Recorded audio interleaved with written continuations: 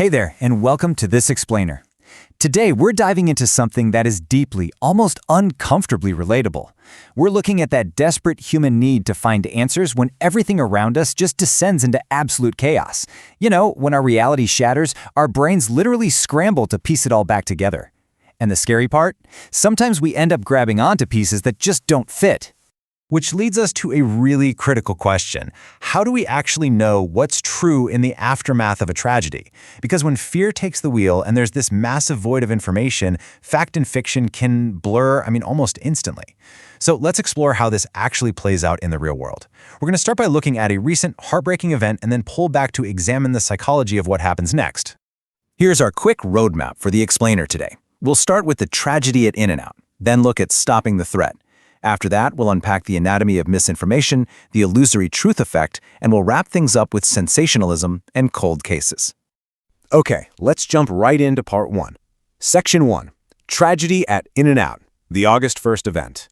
Now, before we even touch the rumors that swirled around this, we need to clearly lay out the timeline established by the Twin Falls police. So, right before 2:30 p.m. on a Saturday, a 24-year-old gunman named Chad Williams opened fire with a rifle outside a brand-new In-N-Out restaurant. As you can imagine, absolute chaos erupted as people fled the shopping center parking lot. First responders actually described it as one of the most chaotic scenes an officer can ever face. Ultimately, the timeline ends with the gunman dying from a self-inflicted gunshot wound, but only after he was engaged by an off-duty officer and an armed civilian, which essentially drove him away from causing even more casualties. But, behind every timeline are very real people, and we really want to respectfully remember the 3 individuals whose lives were tragically taken that day. There was 23-year-old Ashley Garabai of Stockton, California. The president of In-N-Out actually noted she was incredibly dedicated to taking care of their customers. We also lost 66-year-old Dale Schultz of Salt Lake City, Utah, and 59-year-old Christopher Clonch of Hagerman, Idaho. 7 others were also wounded during the attack. Moving right along, Section 2, Stopping the Threat. A bystander's response. In the middle of all this terrifying physical chaos, a few bystanders found themselves forced to make these split-second decisions. One of them was 35-year-old Jordan Salinas.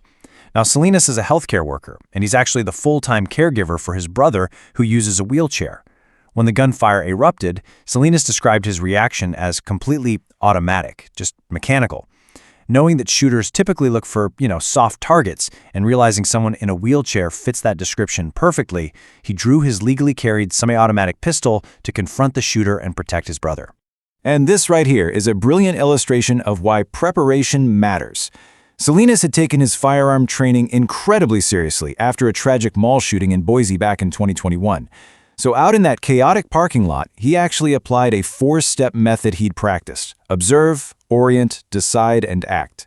By forcing himself to process that absolute nightmare methodically, he, along with an off-duty officer, was able to provide return fire. Police credit that action with diverting the shooter and undoubtedly preventing further loss of life.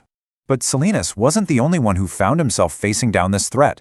Austin James also ran straight toward the danger, but he made the conscious choice to keep his firearm holstered. Why? Because he didn't want law enforcement to mistake him for the attacker. He ended up face-to-face with the shooter and was critically wounded. And then you have Braxton Stube, who was working at a nearby Dick's Sporting Goods. He fled out a back door, only to end up right at gunpoint. He threw his hands up and pleaded for his life, literally telling the gunman, "I have a family, you don't have to do this." Miraculously, the shooter missed as Stube backed away. These are just incredibly diverse, harrowing experiences from regular, everyday people, thrust into a nightmare. Now, what's really interesting about this slide is how we pivot into our next topic, Section 3, Anatomy of Misinformation, Chaos Online. Because the chaos happening in the physical world was immediately mirrored by chaos in the digital world. Literally within minutes and hours of the shooting, a tidal wave of rumors flooded social media. You had users claiming the shooter was a guy named Amir Monzik. Completely false. It was Chad Williams. Posts were saying the shooter was affiliated with the fire department. Again, total fiction. But maybe the most disturbing thing was an AI-generated obituary that went viral for Terry Dudley, one of the wounded victims. Think about that for a second. Terry's son, Michael, had to field messages from half the internet thinking his dad had passed away, while in reality, his dad was actively fighting for his life in a hospital bed. The real-world trauma caused by these digital falsehoods, it's just immeasurable. Which brings us to Section 4, the illusory truth effect, the science of rumors. To understand why this kind of digital madness happens, we have to look at the work of Professor Francesca Spisagon. She spent over a decade studying this stuff. And first things first, we need to get our terminology straight. Professor Spisagon draws a really hard line between misinformation and disinformation. Misinformation is when you share false stuff totally by accident. People panic, they see a name online, they hit share because they think they're helping. Disinformation, on the other hand, is sharing false info with the explicit intent to deceive, like generating malicious deepfakes or altered images to push an agenda. What happened in Twin Falls? That panic was largely driven by unintentional misinformation. So the big takeaway here is understanding something called the illusory truth effect. And honestly, it is shocking how our brains work. In an emergency, we are scared, we're uncertain, and to fight off that fear, we just devour information rapidly.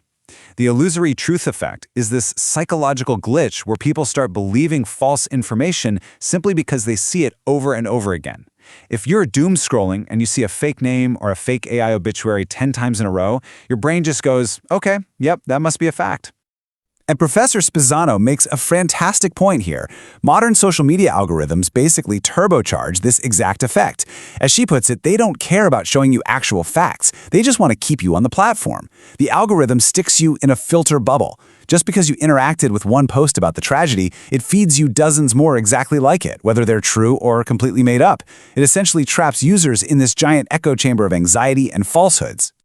This leads us to our final part, Section 5. Sensationalism and cold cases, the void of facts. So, we've talked about the immediate aftermath of a tragedy. But what happens when the answers we are so desperately searching for never actually show up? We know that a breaking news event creates a temporary void of information that fills up with rumors. But when mysteries stay unsolved for years, or even decades, that human desperation for truth calcifies into sensationalism. We literally just cannot handle a permanent void of facts. To really put this into perspective, let's look at some regional missing persons cases logged by databases like Spot Crime. These are the ultimate voids of truth. Take 19-month-old Acacia Bishop. She was kidnapped by her grandmother in 2003, who later claimed she drowned the baby in the Snake River, but Acacia was never found. Or how about 33-year-old Ellsworth Mielke? He vanished from work in 1947. They found his truck abandoned at a resort with the keys still sitting right there in the ignition. And then there's 20-year-old Everett Ruiz, who wandered into the Utah desert in 1934 with 2 donkeys and vanished. Decades later, bones were found and DNA tests mistakenly identified them as his, creating decades of confusion before finally being corrected. Without hard facts, these cases just leave enduring, painful scars. And because these factual voids exist, true crime internet culture inevitably rushes in to fill them. It's wild, but we even see totally dramatized, completely fictionalized stories pop up online. For example, there's a made-up detective Sarah Hayes supposedly uncovering dark secrets and betrayals among the town elite in the quote-unquote infamous Twin Falls murders. None of it's real, but these stories capitalize on our societal obsession with what lies beneath the surface. When the real world refuses to give us a neat, tidy ending, we just invent sensationalized ones so the world feels like it makes sense again. And that brings us to a really sobering conclusion today. Like Professor Spisagon warns us, the internet's forever. Those fake AI obituaries, the false names, the dramatized crime fictions, they all live indefinitely right alongside the tragic, verified truth. So, the next time a crisis breaks and your feed is blowing up with panic, take a breath and ask yourself, are you sharing a real piece of the puzzle, or are you just staring into the void? Keep demanding the facts, everyone. Thanks so much for joining me for this explainer.